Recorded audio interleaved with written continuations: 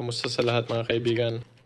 Sa channel ngayon ipapakita ko kung paano ayusin ang hindi gumaganang function na hanapin ng iPhone o locator. Magkaugnay sila. Para dito pumunta sa settings. At una, kailangan nating pumunta sa settings, location o ibig sabihin kailangan pumunta dito, isulat.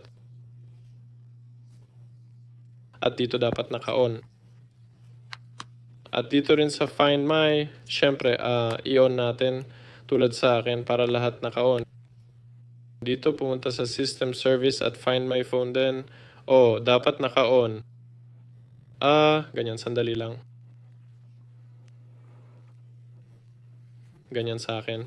Sa kabuuan karamihan dito at share location, nakikita mo dapat naka-on din dito.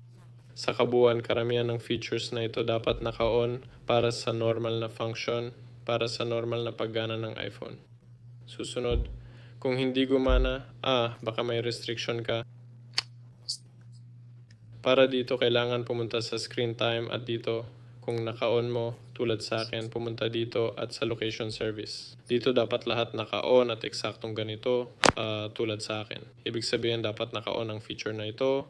Dito dapat payagan ng changes at syempre dito dapat naka-on ang Find iPhone at lahat ng iba pa. Kung hindi gumana, natitira na lang ay i-restart ang iPhone o i-reset sa factory settings. Para dito pumunta sa general at syempre transfer iPhone o reset. Kasama ninyo si mag-like, mag-subscribe sa channel. Paalam sa lahat.